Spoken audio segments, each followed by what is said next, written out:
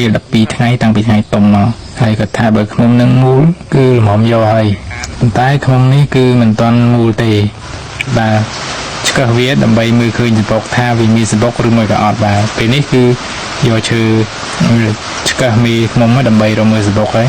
ក្នុងអំឡុងពេលឆ្កឹះហ្នឹងយើងក៏ត្រូវប្រយ័ត្នដែរបាទកុំអោយផ្អើលមីខ្ញុំច្រើនខ្លាចវាតិចបន្ទាប់ពីឆ្កឹះចុះឆ្កឹះឡើងមានអារម្មណ៍ថារៀងភ័យតិចដែរពីព្រោះខ្ញុំរៀងផ្អើលដែរឆ្កឹះឡើងមួយសន្ទុះធំសែមក៏ថាខ្ញុំនេះយកមិនទាន់បានទេខ្ចីខ្លាំងណាស់មកលើកនេះគឺលក្ខណៈថាខាតតែម្ដងបាទបន្ទាប់ពីឆ្កឹះឆ្កៀលចុះឡើងគ្មានបានប្រយោជន៍ការស្អីយើងក៏ធ្វើដំណើរចេញពី